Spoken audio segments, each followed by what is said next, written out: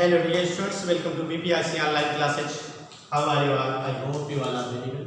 मैं Mansar 12th class के नागरिक शास्त्र का पार्ट फर्स्ट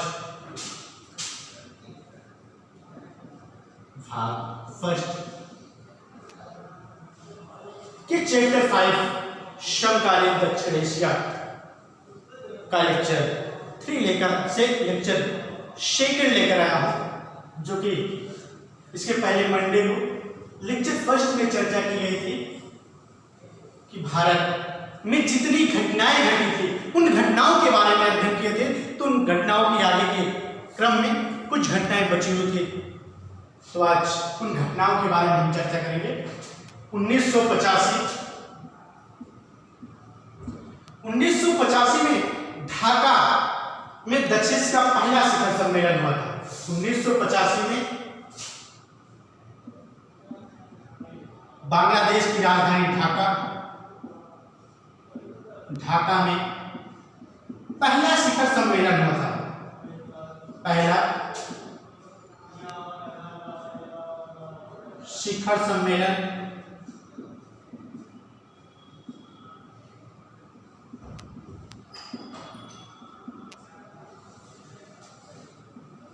सार्क की स्थापना 1985 में होती है।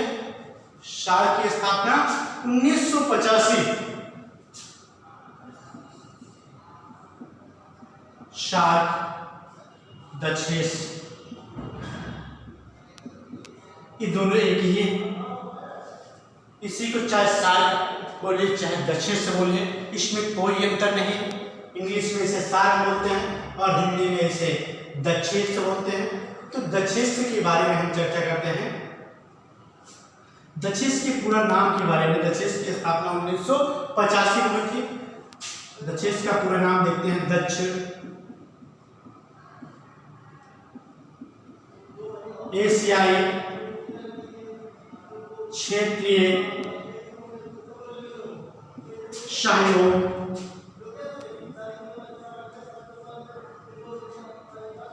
दक्षिण एशियाई क्षेत्रीय सहयोग संगठन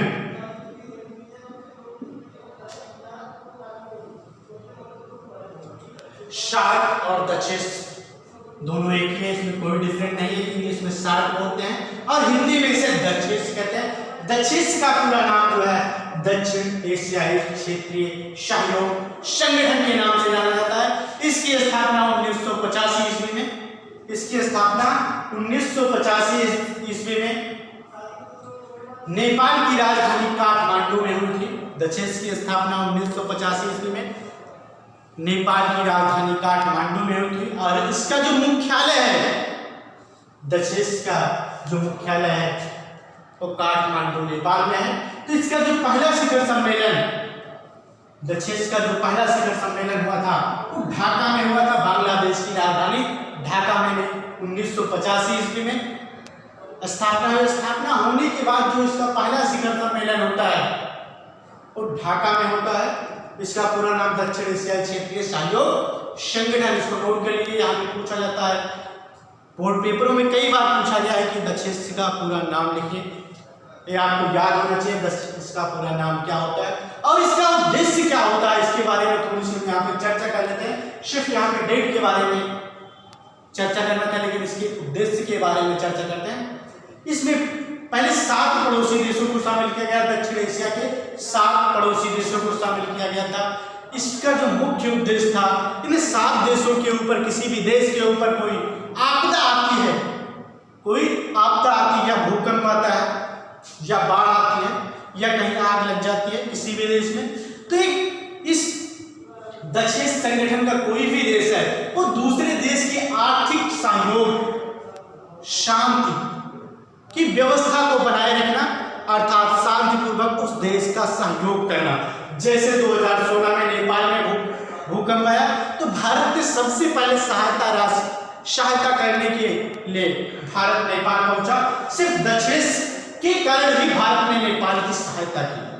एक दक्षिण का मेंबर होने के कारण भारत ने दक्षिण नेपाल की सहायता की और जितने भी देश 7 देश का संगठन था, लेकिन आज वर्तमान में 8 देश हो गए। इन 8 देशों में अगर किसी भी देश के ऊपर कोई आपदा आती है, तो उस देश की आर्थिक मदद करना इसका मुख्य उद्देश्य था कि हम एक दूसरे की आर्थिक मदद करेंगे। किसी भी घड़ी में, किसी भी आपदा के समय, किसी भी देश के साथ अगर कहीं कोई आतंकवाद होता है या उस देश में बाढ़ आती है या भूकंप आता है, तो ये हमारे संगठन का कर्तव्य है कि उस देश को उस आपदा से बाहर निकालना, अर्थात उस आपदा से उसे उबारना। इस साल के सदस्यों के सहयोग संगठन के कारण हम उस व्यक्ति को की आर्थिक स्थिति को मजबूत कर सकते हैं।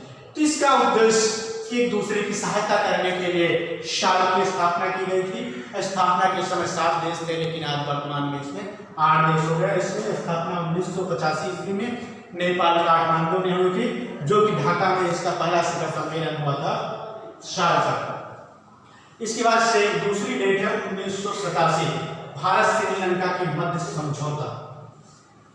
1987 में भारत और श्रीलंका के मध्य समझौता हुआ था। 1987 भारत श्रीलंका के मध्य समझौता।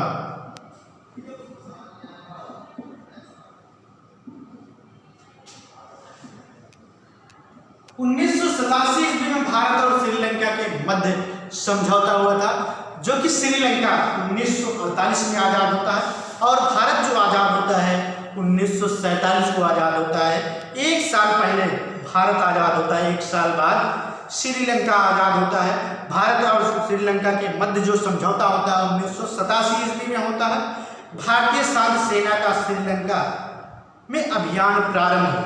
भारतीय शांति सेना का श्रीलंका में अभियान प्रारंभ 1987 ईस्वी में होता है।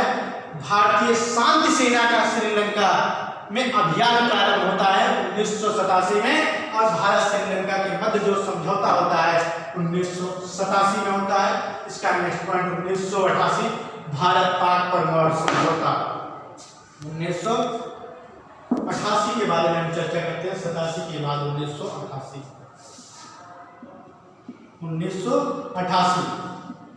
भारत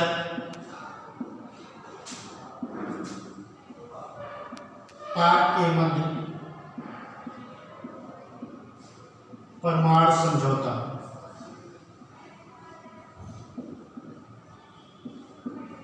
1988 में भारत और पाकिस्तान के मध्य परमाणु समझौता हुआ था। 1988 में भारत और पाकिस्तान के मध्य परमाणु समझौता हुआ था कि कोई भी देश एक दूसरे देश के ऊपर परमाणु का प्रयोग नहीं करेंगे, हम शांति व्यवस्था बनाए रखेंगे। 1988 में एक दूसरे देश पर हमला नहीं करेंगे, परमाणु से एक दूसरे देश पर हमला न करके दोनों देशों ने शांतिपूर्वक रहने के लिए समझौता 1988 में किया था। भारत और पाक के मध्य परमाणु समझौता, एक दूसरे के ऊपर परमाणु से अटैक न करने के लिए, यहाँ पर आक्रमण न करने के लिए यहाँ पर समझौता हुआ था 1988 ईस्वी में। इसके बाद नेक्स्ट डेट है 1988 से 91। 1988 से 91। 1988 से 91 के मध्य नेपाल, पाकिस्तान, बांग्लादेश में लोकतंत्र की स्थापना। नेपाल, पाकिस्तान,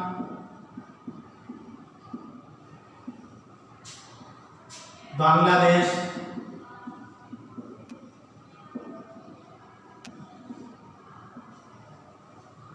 नेपाल, पाकिस्तान व बांग्लादेश में लोकतंत्र की जो स्थापना होती है 1988 से 1991 के मध्य होती है। लेकिन नेपाल में भी लोकतंत्र की स्थापना तो हो जाती है, लेकिन ये लोकतंत्र ज्यादा दिन तक नहीं चल पाता। पुनः राजतंत्र लागू हो जाता है, पुनः राजतंत्र लागू हो जाता है। सेम कंडीशन यही पाकिस्तान की पहले थी, सेम कंडीशन बांग्लादेश की थी।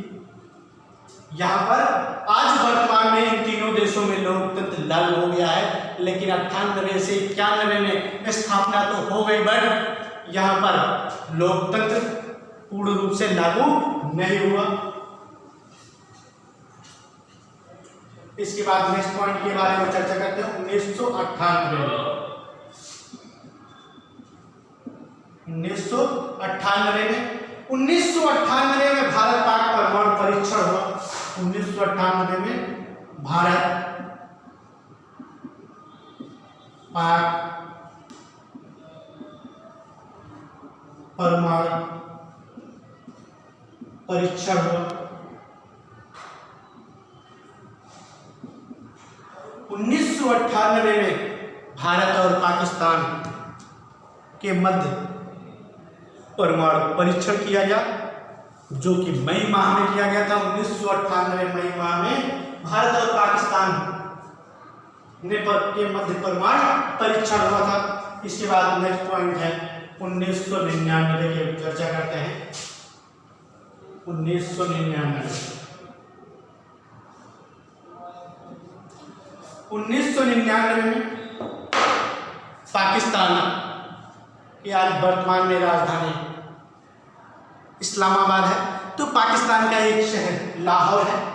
लाहौर में अटल बिहारी 1999 में अटल बिहारी भारत के प्रधानमंत्री 1999 में भारत के प्रधानमंत्री अटल बिहारी वाजपेयी थे। 1999 में अटल बिहारी वाजपेयी पाकिस्तान के लाहौर सिटी में जाते हैं, लाहौर शहर में जाते हैं, और वही लाहौर शहर में शांति का घोषणा पत्र पर हस्ताक्षर करते हैं। 1999 में लाल बहादुर शास्त्री शांति की घोषणा पत्र पर हस्ताक्षर करते हैं कि भारत और पाकिस्तान के मध्य अब कोई विवाद नहीं होगा। दोनों देश आपस में शांति की घोषणा पत्र पर हस्ताक्षर करते हैं, लेकिन ये घोषणा पत्र ज्यादा दिन नहीं चलता, पाकिस्तान फिर अपने पुराने रुतबे में आ जाता है। फिर वो शांति को न देखकर फिर भारत के ऊपर घुसपैठ अटैक करने लगता है। तो 99 में अटल बिहारी वाजपेयी, फरवरी माह में अटल बिहारी वाजपेयी के द्वारा एक शांति की घोषणा पत्र पर हस्ताक्षर किया गया था। शांति की घोषणा पत्र पर हस्ताक्षर अटल बिहारी भारत के प्रधानमंत्री अटल बिहारी वाजपेयी के द्वारा 1999 में किया गया था। इसके बाद नेक्स्ट पॉइंट है 2001 जुलाई माह में प्रधानमंत्री अटल बिहारी वाजपेयी व तत्कालीन प्रधानमंत्री राष्ट्रपति जनरल परवेज मुशर्रफ के मध्य बैठक असफल रही। जब इस समझौता 99 में होने के बाद शांति की घोषणा पत्र पर हस्ताक्षर 99 में होने के बाद 2001 में भी अटल बिहारी वाजपेयी भारत के प्रधानमंत्री थे।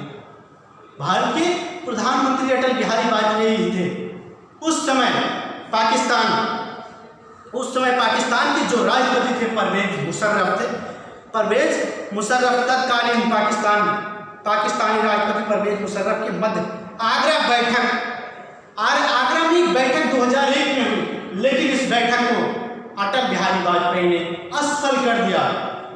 उस बैठक में अटल बिहारी नहीं गया था, तो बैठक पूर्ण रूप से असफल हो गई, क्योंकि 1998 में जो भारत और लाहौर के 1999 में भारत और लाहौर के मध्य जो शांति की घोषणा पत्र पर हस्ताक्षर हुए थे, उस घोषणा पत्र के हस्ताक्षर को पाकिस्तान ने नहीं माना, क्योंकि 99 में युद्ध भी होता है और पाकिस्तान ने पुनः अपने घुसपैठ अर्थात युद्ध आतंकवादी हमला स्टार्ट कर देता है। इसलिए 2001 में अटल बिहारी वाजपेयी ने इस घोषणा पत्र के असफल होने के कारण उन्होंने जो आगरा में बैठक होनी थी, इस बैठक को पूर्ण रूप से परवेज मुशर्रफ के साथ बैठक होनी थी, उस बैठक को पूर्ण रूप से असफल कर दिया गया और बैठक 2001 में नहीं हुई। इसके बाद 2004 12वें दक्षिण सम्मेलन में मुख्य व्यापार संधि साफ्टा पर हस्ताक्षर हुए। 2004 में 12वें दक्षिण सम्मेलन में एक संगठन साफ्टा बनाया गया, साफ्टा पर हस्ताक्षर हुई थी। इसके आगे का पार्ट नेक्स्ट वीडियो में लेकर आएंगे। Stay home and be safe. Thank you, class.